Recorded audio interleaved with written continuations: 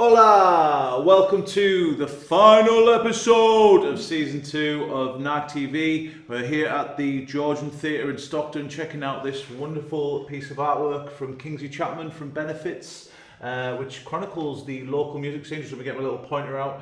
If you look in this area here, you'll see a lot of heat from me, a lot of stuff there.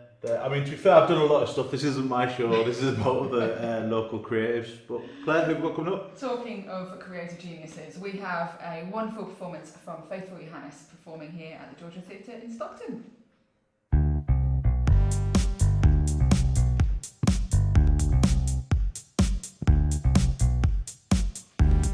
When I was at school I had a centre parting and I was far too gentle-hearted. I should never have listened to my sister, it thickened, grew and got much bigger. The tough kids out by the shops would snigger and I couldn't talk to my babysitter.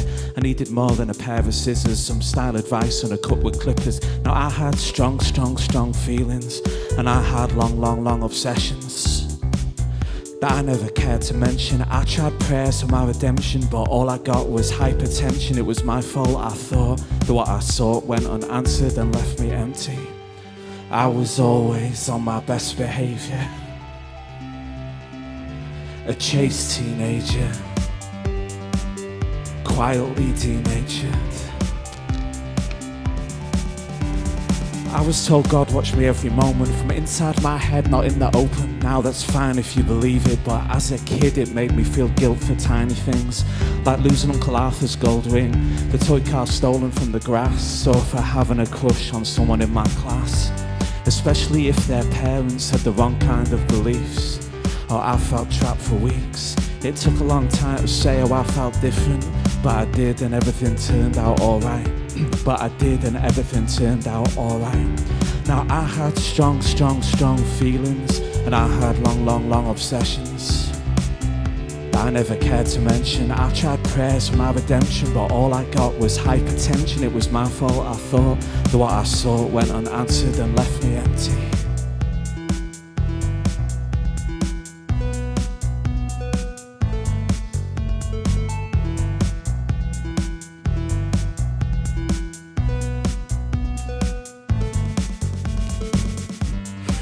I was always on my best behaviour, a chaste teenager, quietly denatured. I was always on my best behaviour, a secret unbeliever. You can't slip your own skin. Where did the alias, your stage name, Faithful Johannes, come from? It partly came from just that my own name's a little bit sensible. Mm-hmm. My name's Tim, and I don't really think that a Tim has ever, I don't know if cool's the word, but I think Martin Amis once said that no one called Tim has ever achieved anything in the history of the world. That's a bit sly. It is a bit, especially on Tim Henry. What a guy. But I kind of just thought it was a bit of an naff name. So when I started doing stuff in a previous band called Outside Your House, I wanted to have a name from the start because I thought that we would probably break up. And we did.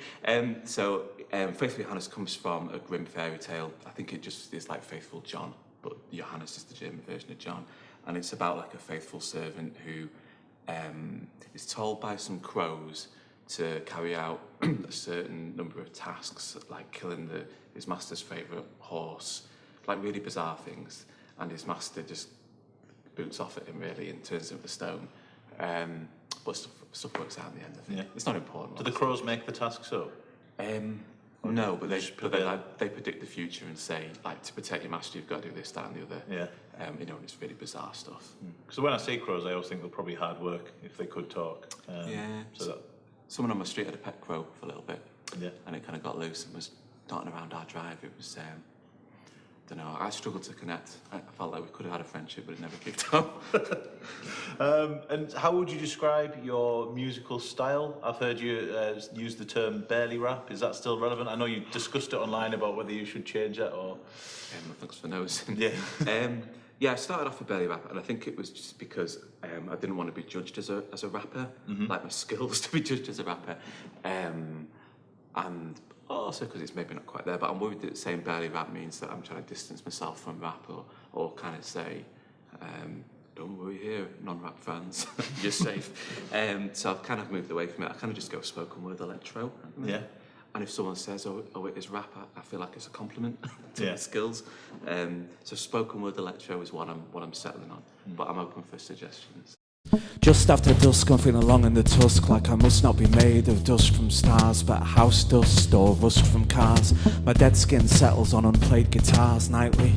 While fewer friends invite me for beers, I get cavalier with snubs and put downs on profiles that reach no one, a great person outline, no face, no emotions.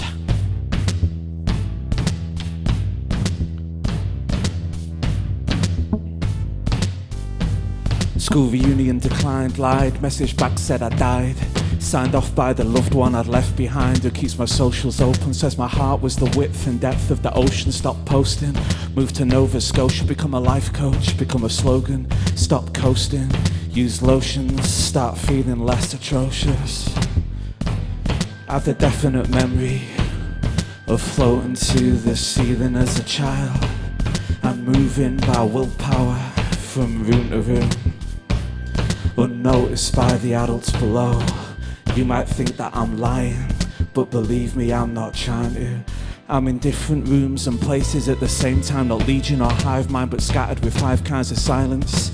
Hide it as shyness, write my own biog, but nobody buys it like Alex's book. I took liberties, heck, we both know that no one believes. I headlined Leeds and best of all, not even on a small stage as guest vocal, or that I featured on Once Upon a Time in Shaolin. I throw in towels, shriek at hairy moth owls, I meant Baldwin, not Ferguson, in case you misunderstood what I said earlier on. I have a definite memory of floating to the ceiling as a child, and moving by willpower from room to room, unnoticed by the adults below. You might think that I'm lying, but believe me, I'm not trying to.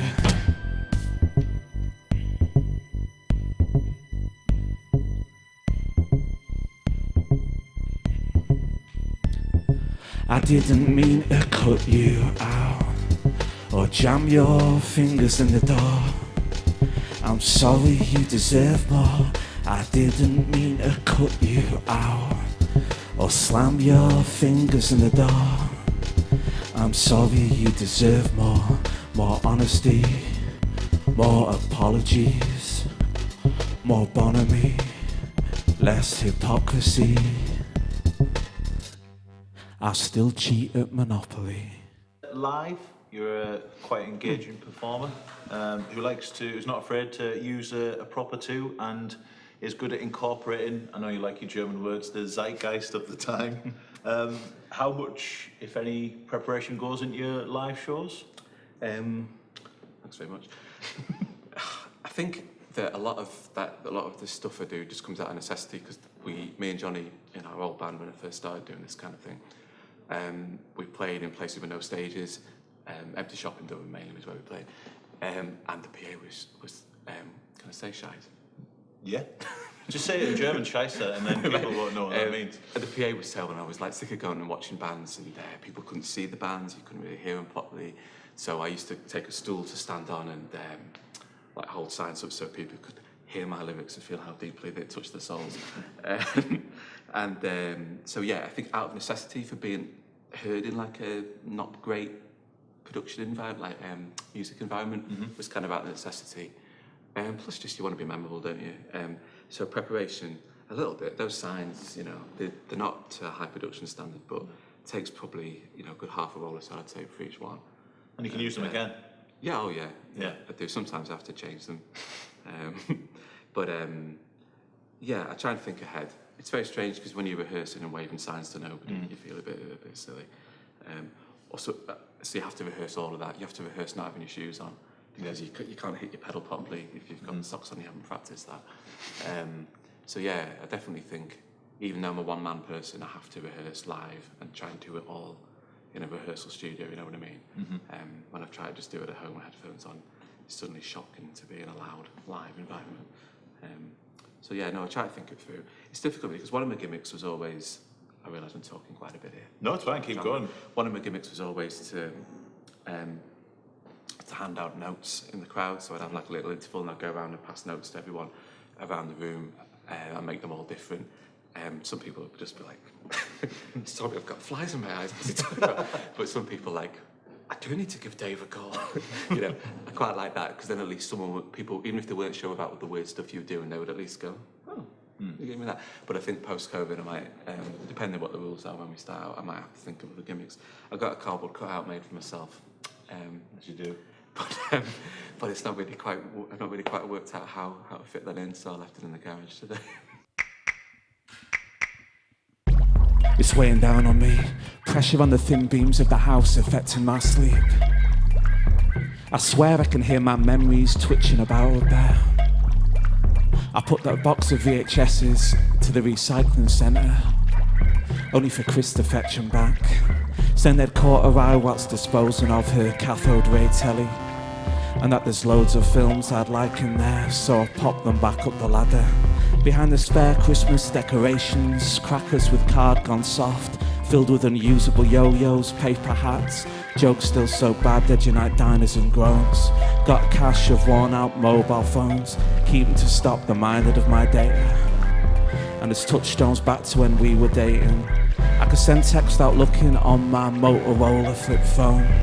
Snake keeping me awake on my 3310. I've got ghosts in my attic that I'm sentimentally attached to. It's becoming a fire hazard. I know it sounds over dramatic. I don't want to see them, but I can't ask them to leave. I put a lock on the hatch and it rattles when they dance.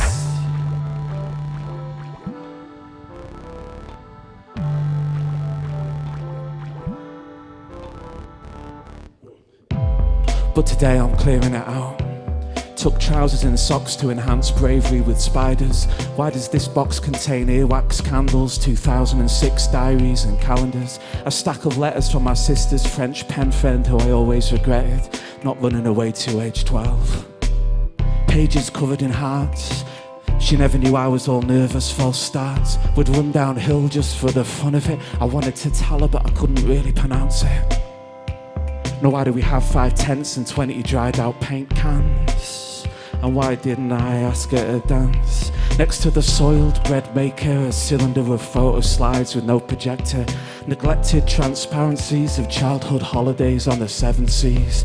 Waterfalls and Disney character breakfast. An expectant family on a Dordogne campsite who only come alive when you hold them up to the light. I've got ghosts in my attic that I'm sentimentally attached to. It's becoming a fire hazard. I know it sounds over dramatic. I don't want to see them, but I can't ask them to leave. I put a lock on the hatch and it rattles when they dance. I've got ghosts in my attic that I'm sentimentally attached to. It's becoming a fire hazard. I know it sounds over dramatic. I don't want to see them, but I can't ask them to leave. I put a lock on the hatch and it rattles when they dance. We hope you enjoyed the lyrical prowess of Faithful Johannes at the Georgian Theatre in Stockton. And from one singular talent to another, we now have a beautiful melodic performance from Ruth Patterson at the Boiler Shop in Newcastle.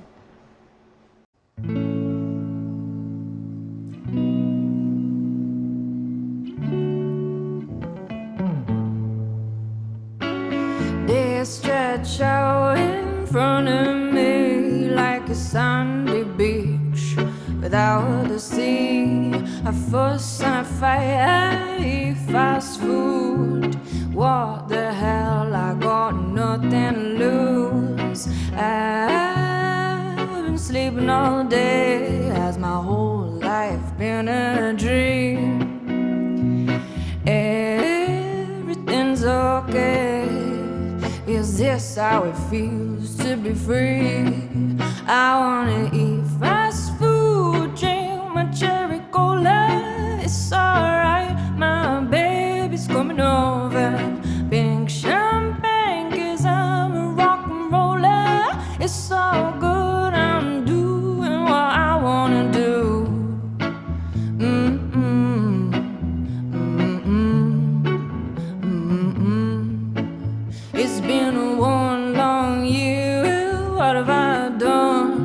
been binging on the TV like a son of a gun, shooting the shit. I've been doing my hair, bite me.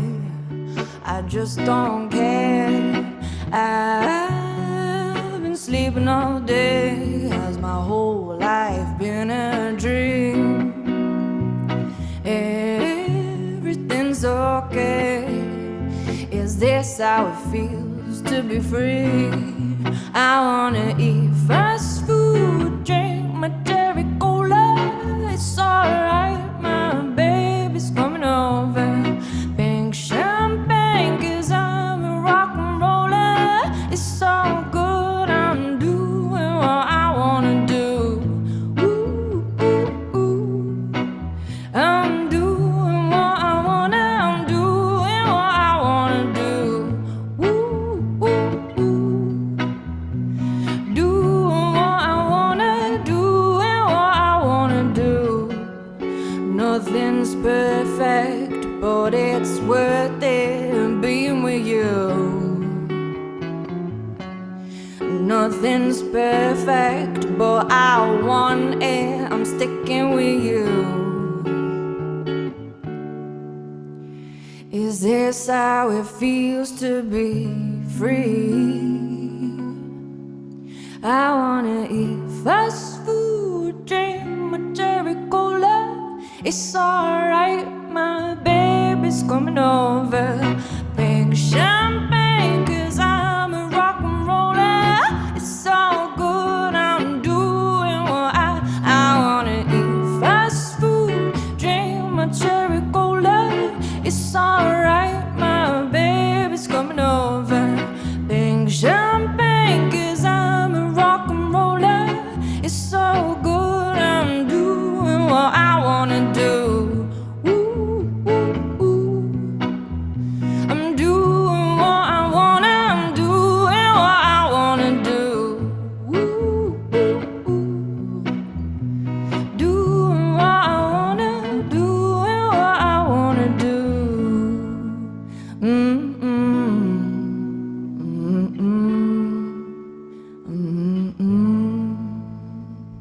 Obviously, you've gone from sort of being the lead singer in Holy Moly and the Crackers and started your solo career, but in a bit of a strange time. Oh, yeah.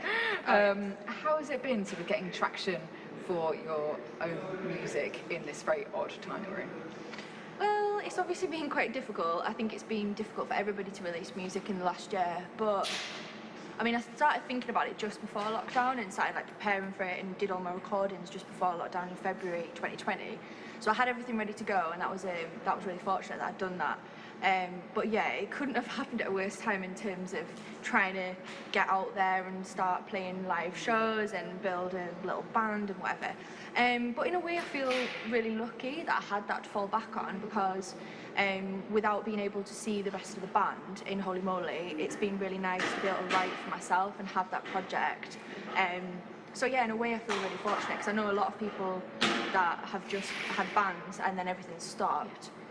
You know, it's awful, like your whole livelihood's gone. So in a way I feel really happy that I've been able to write and relax and yeah, think about me time. Because we were touring pretty incessantly for like 5 years, and it took a world pandemic to stop us. Yeah, we were doing like, you know, 100 shows a year and stuff, so it was pretty manic, and yeah, it's been nice to have the time off, really. Nice to slow down and Yeah. have that like luxury of time on yourself, and as you say, writing your own material, Yeah, getting deeper absolutely. into your sound. That's great. And to be fair, you've had a pretty impressive year, really, haven't you? I mean, you've had PRS Women Make Music Award, you've done Sage Gateshead Artist Residency, so there's been a lot going on even within that short space of time. Yeah, that's been really good. I mean, yeah, that was something that started just before lockdown as well, the Sage residency, which was also something that was great to have their support during lockdown and, you know, have them to talk to and talk about how it was going to open back up, and we managed to do a live stream show together, which was great, and they supported me to do that and release that for me. And yeah, I mean, the PRS was amazing. You know, I think you have to apply for so many different funding things before you get one, and then when you get a little bit of success, I think it just gives you a little bit of confidence boost. And then yeah, in terms of that, in respect to funding and having backing, yeah, I've been really lucky, and yeah, super surprised when that came through. But yeah, just really grateful for that, really. But yeah, it hasn't been a bad year. I know it has, you know, for the world, but for me personally, it's actually, I found a lot of good out of it. So, how do you think some of that stuff, you know, things like awards and, you know, having the backing of other companies, how has that sort of influenced your writing, or has it at all? I think in a way it's given me confidence to strip back a little bit, because I think when you are rejected from these things and you constantly trying to get these things under your belt and you're getting the rejection letters, it can sometimes feel like, right, I need to start again. I need to stop doing what I'm doing and completely, you know, refocus and try something else, or bring people in, or like put a load of like poppy beats on something. And actually, I think once I did get the funding, I was like, oh no, I'm on the right path. And it kind of like focused me and reassured me that what I'm doing is all right, and I just need to develop that rather than just keeping changing tack, because I think it's a trap that a lot of people fall into, and I definitely did for a little bit. And I think it's easy to do that because you just think, oh well, I need to change, and actually you just need a bit more time, or you just weren't right that time and you just resubmit the same thing. So yeah, it just gives you confidence, I think. It definitely did me.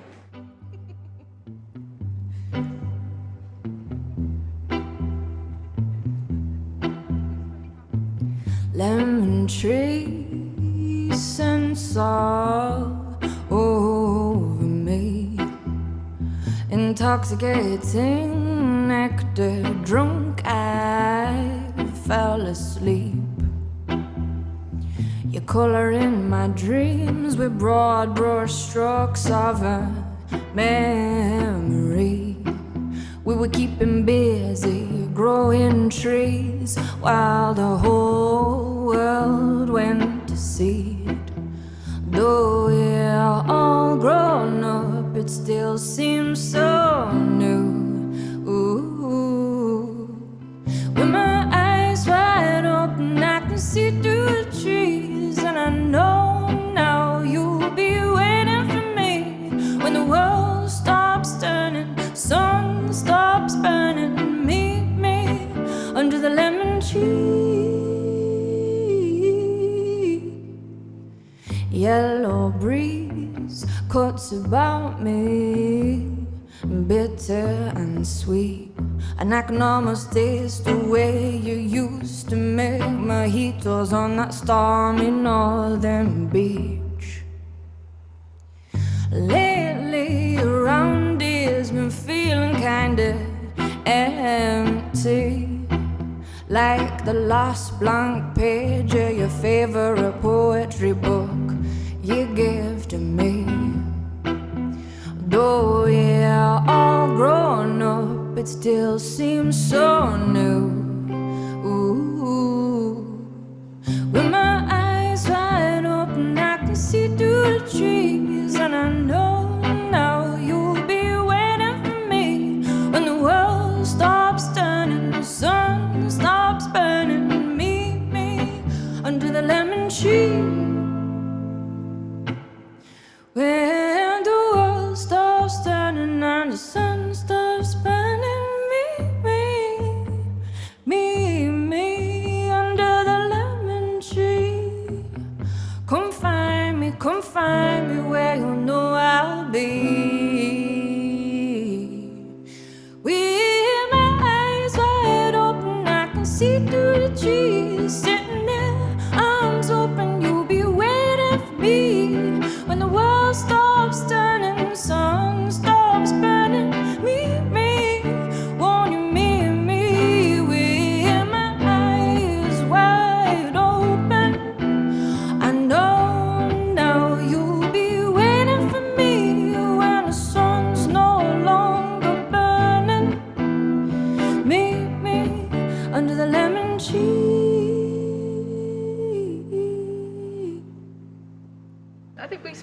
talking back when the first single came out, I think, and we talked a lot about how a lot of your music is around positive mental health and dealing with how the pandemic has obviously exacerbated a lot of people's problems or a lot of issues.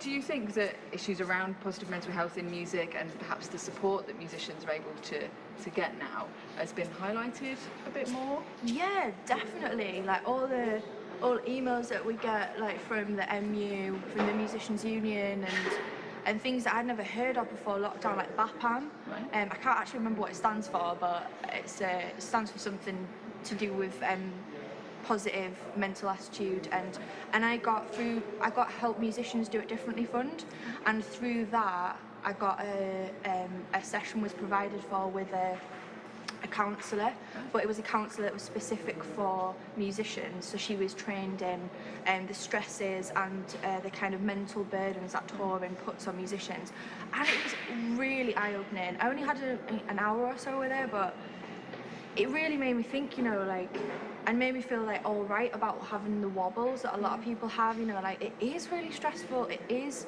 such a strange existence. You never know when your next gigs are going to come, and you never know how much money you're going to get from PRS, or you never know whether you're going to get funding for a while, or you just don't know. So it's quite precarious, and I think that really does like affect your mental health. And it's really nice to see it being talked about a lot more, and so many emails from Help Musicians and MU were coming in last year, just basically just saying, we're checking in, are you all right? You know, here's a number to call if you're not all right. And I think that big push is what we really needed. I think we needed it before, but I think this year we needed it even more. Absolutely, and I suppose it's coming at last, you know, I Yeah, suppose, yeah. And long may it continue. And equally, I suppose, in terms of accessibility, you know, as a disabled artist and as an artist, you're an ambassador for Attitude is Everything as well, Yeah. aren't you? So how do you sort of feel that there's maybe a sea change coming in that sort of respect as well? Are people thinking a little bit more about making music accessible on lots of different levels? Yeah, I'd say so. I think accessibility is definitely on people's minds. I've definitely had a lot of people contact me, like local venues and also like national promoters as well, and get in contact with me and said, how can we improve? You know, you know us as a body in the music industry, and how can we open up better? And a lot of venues have used this time to think about that and open back up and make those changes when the audiences aren't there. So in terms of that, yeah, definitely. From what I've seen, I mean, the good places anyway, and already conscientious, but they've really used that time off wisely for disabled artists and audiences. But also, I think on a wider level, I think this time has given a glimpse for non-disabled people into the lives of disabled people. For instance, you know, as a chronically ill person, sometimes I plan to go to the pub or plan to go on a holiday or plan to do something, and then I'm struck down with a flare-up or you know, having to go into hospital, and I suddenly can't do those plans. I can't see my friends, I can't see my family, I have a weakened immune system. You know, there's loads of stuff like that that disabled people face all the time, and I feel like the pandemic has just given that little glimpse into non-disabled people's lives of like, oh, I can't do that. I have to stop what I'm doing, and I'm prevented from doing that. So I hope it makes people more empathetic and more aware of the other people around them, and yeah, it brings us closer together. I hope so, anyway.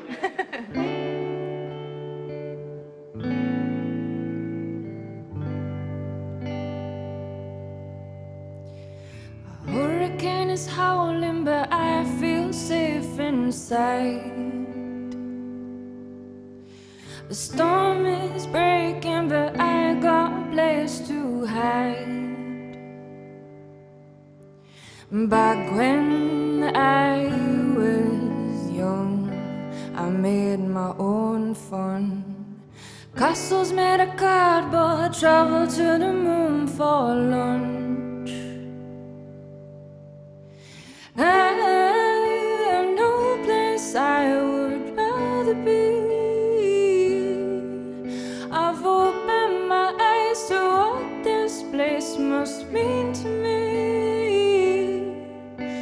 And I won't let go for anyone, 'cause I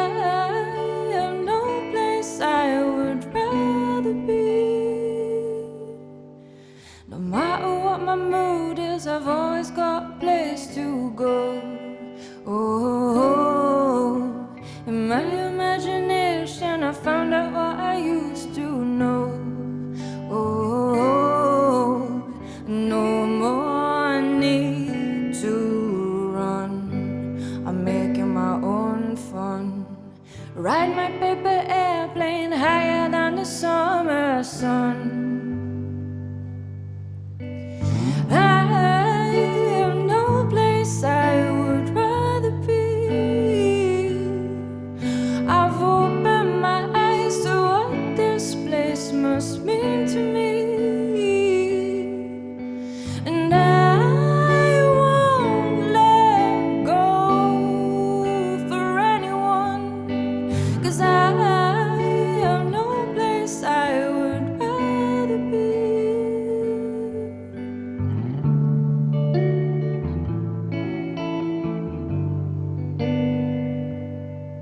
Oh, when did I stop myself believing? I need to remember how to be. Oh, when did I stop myself from dreaming? I need to remember how to see.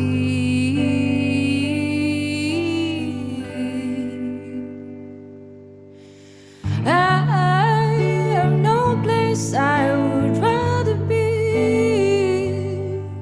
I've opened my eyes to what this place must mean to me. And I won't let go for anyone, 'cause I have no place I would rather be. I have no place I would rather be.